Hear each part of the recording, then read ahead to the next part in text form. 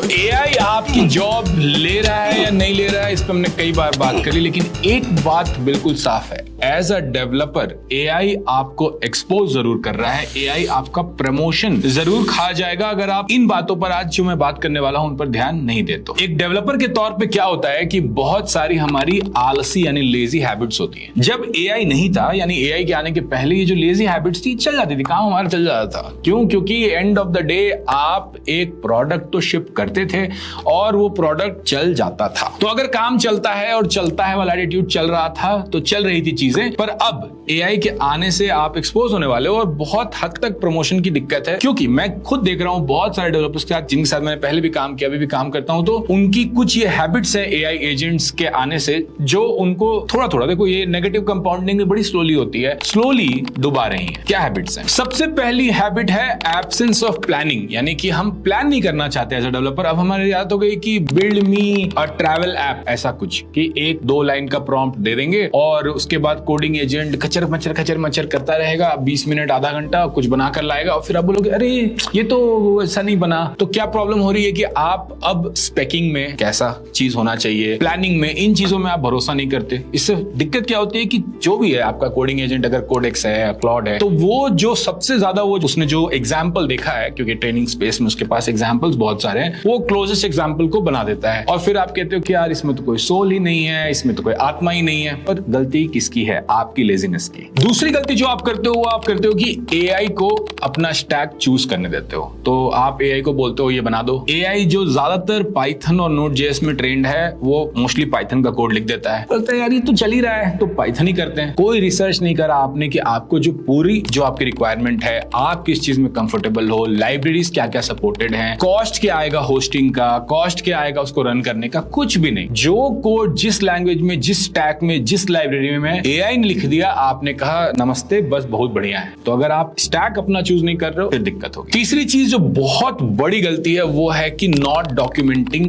Everything या not documenting at least your thinking. देखो पहले भी डेवलपर्स डॉक्यूमेंटेशन से बड़ा भागते थे, पर पहले आपके पास एक्सक्यूज था कि यार बैठ के अब इतनी सारी अंग्रेजी कौन लिखे, क्या सोचा है क्या नहीं सोचा है, कौन लिखे इतना। बड़ी कंपनीज में, माइक्रोसॉफ्ट में, गूगल में, सारी कंपनीज में, तो अगर आपने पहले design document, engineering design document नहीं लिखा तो आपको फीचर बनाने ही नहीं मिलता, आपको तो कोड छूने ही नहीं मिलता। छोटी कंपनीज में ये सब प्रोसेसेस होते नहीं है, तो जो बनकर आ गया, जैसा बनकर आ गया चलता है। अब एक और समस्या इसमें यह है कि आप तो चैट जीपीटी या जो भी आपका कोडिंग एजेंट है उससे बात कर करके कोड निकलवा रहे हो, तो जो भी आपकी थिंकिंग है अगर आप उसको बोल रहे हो ये कर दो या ये लाइब्रेरी लगा दो या ऐसे करके देखते हैं या इसमें ये इशू है, वो सारा जो आपकी थिंकिंग जो है वो पूरा का पूरा कॉन्टेक्स्ट जो है वो लूज हो जाता है जैसे ही वो चैट बंद होता है, जैसे ही वो कॉन्टेक्स्ट रिफ्रेश होता है। आप कहीं भी डॉक्यूमेंट नहीं करते, जबकि इतनी आसान चीज है कि जो भी आप सोच रहे हो, जैसे भी सोच रहे हो, एक स्पेक फोल्डर बना के उसके अंदर मार्कडाउन फाइल्स बनवा सकते हो, लिखवा सकते हो, पर आप वहां भी लेजीनेस करते हो कि उसको अच्छे से लिखवा ले, उसको पढ़ के एक बार रिव्यू कर ले, उसमें कमेंट्स डाल ले, वो भी नहीं कर रहे। तो जब आप डॉक्यूमेंट नहीं कर रहे हो तो प्रॉब्लम क्या होती है कि जब नया एजेंट आएगा, कोई भी उसमें कोड करने की कोशिश करेगा, उसको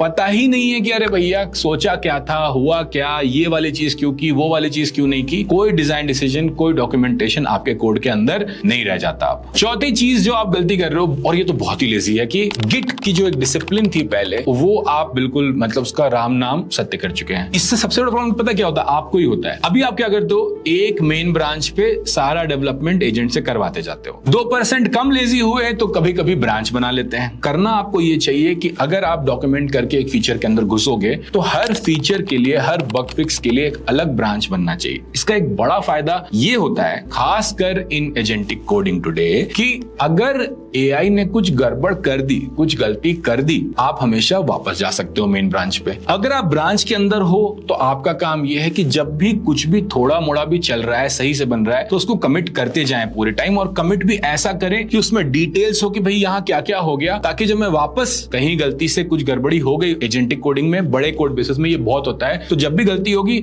मैं एक कमिट वापस जाके फाइल में चेक कर सकता हूं कि पहले क्या चल रहा था, अब क्या बिगड़ गया। ये भी आप नहीं कर रहे हो। एजेंट जो है फाइल के ऊपर रीराइट रीराइट करता रहता है, जो आपके प्रीवियस वर्किंग सॉल्यूशंस थे वो बिगड़ जाते हैं। फिर आप कहते हो यार एआई ने तो मेरा पूरा कोड बेस उड़ा दिया, मेरा ये कर दिया। अरे एआई तो बुद्धू है ही, आपको तो पैसे मिल रहे हैं इसी चीज के लिए कि आप एआई से थोड़ा काम सही से करवा सको। उसको $20 मिल रहे हैं, तुम्हें 2 लाख रुपए महीने मिल रहे हैं, और तुम बोल रहे हो कि $20 वाला गलत काम करे। वो तो गलत काम करेगा ही, तुम्हारा काम है कि उसको कैसे काम कराया जाए सही से। इसलिए गिट बहुत जरूरी है। 5वीं और सबसे भारी मिस्टेक है ये कि आप कॉन्टिन्यूअस इंटीग्रेशन और टेस्टिंग को तो लात मार चुके हो, भूल चुके हो। क्यों? देखो, लेजीनेस एक बीमारी है, धीरे धीरे लग जाती है। तो आप एआई को बोलते हो यार आज का काम ये टिकट है, फीचर बनाना है, बना दे भाई, वो बना देता है। आप लोकल होस्ट पे थोड़ा सा चला लेते हो, आप देखते हो ये चल ही तो रहा है, कोई बात नहीं, शिप कर देते हैं। प्रॉब्लम क्या होती है? प्रॉब्लम ये होती है कि धीरे धीरे आपका कोड बेस, आपका फीचर, सरफेस एरिया इतना बड़ा हो जाता है, एआई क्या नया बनाते समय क्या ब्रेक कर दे रहा है, या आप खुद नया बनवाते समय क्या ब्रेक कर दे रहे हो, आपको खुद नहीं पता। और क्योंकि कोई टेस्ट हार्नेस है नहीं, कोई सीआई है नहीं, कहां ब्रेक होगा पता नहीं। आप कहोगे नहीं हमारे पास क्यूए टीम है, हम खुद मैनुअली सब कुछ टेस्ट कर लेते हैं, तभी हम जाने देते हैं। अरे यार, जब सरफेस एरिया इतना बड़ा हो जाएगा तो बहुत सारे एज केसेस आपसे छूट जाएंगे जो आपको पता नहीं चलेगा। इसीलिए जब ये एआई रिटन कोड थोड़ा बड़ा होता है और कस्टमर के पास रेगुलर जाता रहता है, तो लोगों को कहना पड़ता है कि यार हमने तो बहुत सारी गलतियां कर दी, अब हमें वापस से पूरा कोड बेस लिखवाना पड़ेगा। एक कंपनी है क्लूली, अभी उन्होंने कुछ दिन पहले ट्वीट किया था, तो जो $15 million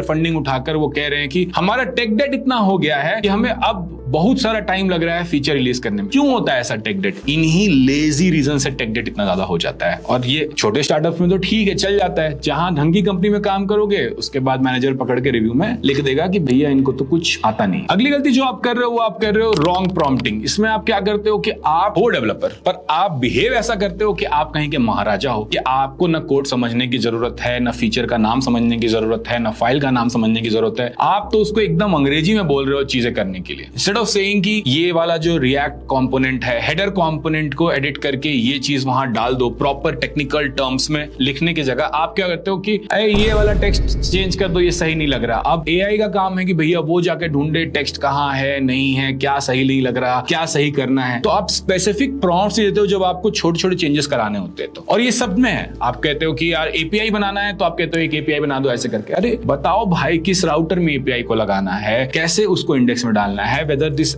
API is authenticated or not, ये कौन बताएगा? तो जब आप स्पेसिफिक प्रॉम्प्टिंग नहीं करते हो हर छोटे छोटे चेंजेस के लिए, तो भी एआई गोल गोल घूमता रहता है, टोकन्स वेस्ट करता रहता है और जो मन सो बनाकर ले आता है। पर ये आपकी लेजीनेस के कारण हो रहा है। देखो, ये जो मैं लेजीनेस या गलतियां या नजरअंदाजी गिना रहा हूं, ऑनेस्टली बोलना, तुम काम कर रहे हो, तुम लोगों का कोड देख रहे हो, तुम्हें भी ये चीजें दिख रही हैं कि नहीं, कि overall code quality, overall thinking, planning सब खराब होता जा रहा है एआई के कारण, और ये कब फटेगा पता नहीं। सच सच बताना कमेंट के अंदर। 7वीं चीज जिससे बहुत बहुत बहुत भद पिटती है, बहुत बेइज्जती होती है जब आप प्रोडक्ट लॉन्च करते हो, वो है सिक्योरिटी का कोई ख्याल नहीं करना, फॉरगेटिंग सिक्योरिटी। ये इतने सारे, अब तो इतने न्यूज आ गए हैं, इतना कुछ हो गया है इस बारे में। क्या होता है, एआई तो थोड़ा लेजी है, उसने कहा भैया just works is good enough, आपने कहा just works is good enough, तो कहां इन्वायरमेंट वेरिएबल सेव करना है, कहां हैशिंग करनी है, कहां रेट लिमिटिंग करना है, ना आपने उस पर ध्यान दिया ना उसने उस पर ध्यान दिया। और फिर जब आपका ऐप प्रोडक्शन में फट जाता है, कुछ ऐसी चीजें, शर्मनाक चीजें उस ऐप के साथ होती हैं, तो फिर आप कहते हो कि अरे ये क्या करूं मैं, तो ये तो एआई ने ऐसा घटिया कोड लिख दिया था। अरे भैया आपको क्या है, सैलरी दे रहे हैं, यही चीज ना करे एआई, इसी का तो सैलरी मिल रहा है। यही चीजें फिर प्रमोशन के लिए दिक्कत करती है। क्या करना चाहिए सिक्योरिटी में? देखो, बेसिक ऑथेंटिकेशन फ्लो क्या होता है पहले आपको खुद समझ में आना चाहिए। जॉट क्या होता है आपको समझ में आना चाहिए। सेशन क्या होता है आपको समझ में आना चाहिए। सैनिटाइजेशन बहुत ज्यादा इंपॉर्टेंट है बैकएंड एपीआईज पे। आप कहते हो एआई ने फ्रंट एंड से बैकएंड कुछ फेंक दिया, काम हो जाना चाहिए। रेट लिमिटिंग क्या होती है आपको समझ में आना चाहिए। इन्वायरमेंट वेरिएबल्स कैसे सही से स्टोर और यूज करने चाहिए वो आपको समझ में आना चाहिए। आपका काम है कि ये चीजें सही से कोड में जाए। अब जब आपका काम कोड लिखना इतना ज्यादा नहीं है, कोड लिखवाना है, तो यही सब चीजें आपको इंपॉर्टेंट बनाती हैं। अगली गलती जो आप करते हो कि आलस की जो चरम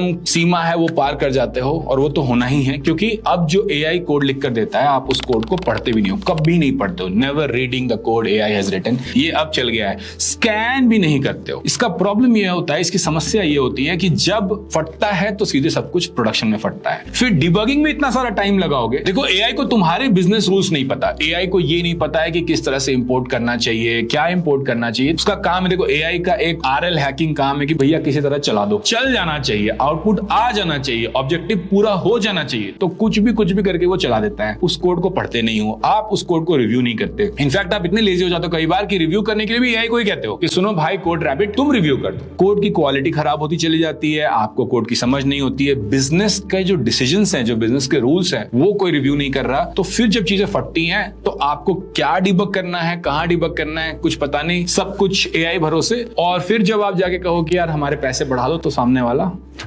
समझ ही रहे हो। अगली गलती जो आप करते हो, ये तो चलो मतलब थोड़े सीनियर डेवलपर्स से मैं एक्सपेक्ट करता हूं कि करें, पर अब जब एआई कोड लिख रहा है तो आप एज अ फ्रेशर, थोड़े एक्सपीरियंस भी, 2-4 साल एक्सपीरियंस भी, आपको ये सब चीजें आनी चाहिए। क्या गलती करते हो आप? क्योंकि आप कोड में घुस नहीं रहे हो, तो आपको ये समझ में नहीं आ रहा है कि कल को जब कोड में गड़बड़ी होगी जरूर, क्योंकि कोड हमेशा फटता है। तो जब कोड फटेगा तो कहां गिरेगा, क्या बटेगा, यूजर को क्या पता चलेगा, आपको क्या पता चलेगा, क्या हुआ, नहीं हुआ, कैसे हुआ, क्यों हुआ, कैसे करोगे डिबग, ये आप सोचते नहीं। तो क्या होता है, आप कहते हो भैया ये फीचर बना दो, एआई कहता है ठीक है ये फीचर बना देते हैं। ट्राई कैच ब्लॉक लगा कि नहीं, एरर हैंडलिंग हुई कि नहीं, एरर हैंडल हुआ तो यूजर को एक फॉल बैक यूआई मिला कि नहीं, कि भैया कुछ गड़बड़ हो गया है, कोई बात नहीं हम देखेंगे इसको, आप वापस से शुरू कर लो सेशन। आपके पास लॉग्स आए कि नहीं, आप उन लॉग्स पे बैठे हो कि नहीं, देख रहे हो कि नहीं कि गड़बड़ क्या हो रही है, कौन सी चीजें बार बार फट रही हैं, लॉग में पूरा सेशन क्या क्या करके यूजर वहां तक पहुंचा था, ताकि आप वापस से उसको डिबग कर सको। वो आपने जो इंस्ट्रूमेंटेशन कहते हैं, जिसको टेलीमेट्री कहते हैं, जिसको वो आपने लगाई नहीं है कोड के अंदर। क्यों?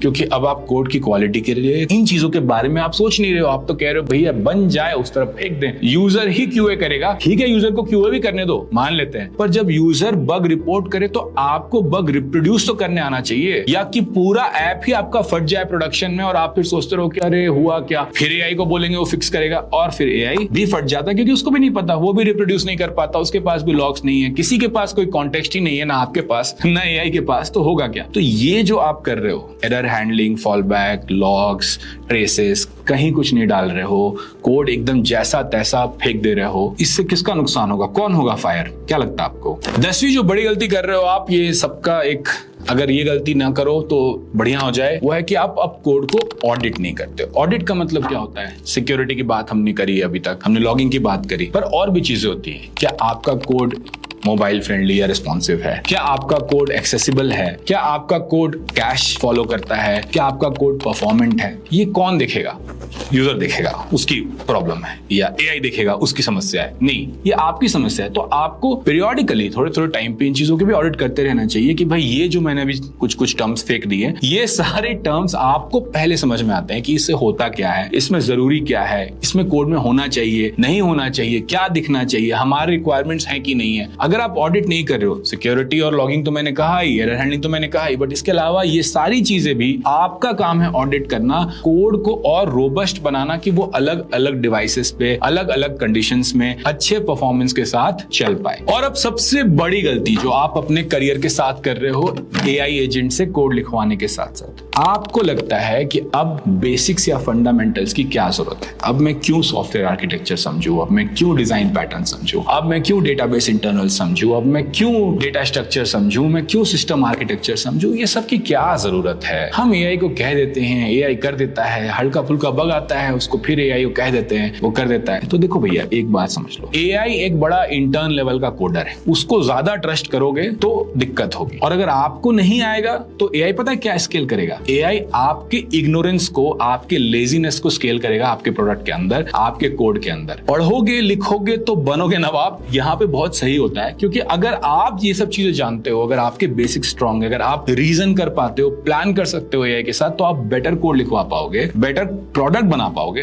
पर अगर आपको ही नहीं आता है तो जैसा घटिया आदमी वैसा घटिया एआई का output. Garbage in garbage out, इतना ट्रू है एआई कोडिंग के लिए, क्योंकि एआई कोडिंग को नहीं बोलना कि भाई मुझे तो एकदम बेस्ट कोड लिखना है, मुझे सब कुछ अच्छा करना है, मैं खुद सोच लूंगा कि कैशिंग क्या हो रहा है, मैं सिस्टम आर्किटेक्चर खुद समझ लूंगा, पॉसिबल ही नहीं है। वो आपका काम है, आप वो नहीं ही करके जो कन्नी काट रहे हो, आप ही फिर घटिया कोड, लेजी कोड स्केल कर रहे हो। आप कभी कोड रिव्यू नहीं कर रहे, आप सिस्टम आर्किटेक्चर नहीं देख रहे, आप इंटरनल्स नहीं समझ रहे, तो गलती आपकी हो रही है। और इसीलिए मैंने इस वीडियो की शुरुआत में कहा था कि अगर एआई के आने से आप लेजी हो गए हो तो आपके प्रमोशन पे बहुत बहुत बड़ा खतरा है। जो तुम प्यारा सा कमेंट करते हो, love from this city, love from this state, love from that country, वो वाला प्लीज कर देना, मन खुश जाता है। उसके साथ साथ ऐसे अच्छी वीडियोस के लिए लाइक कर देना, शेयर कर देना, सब्सक्राइब कर लेना। सब्सक्राइब करना बिल्कुल मत भूलना। That's it.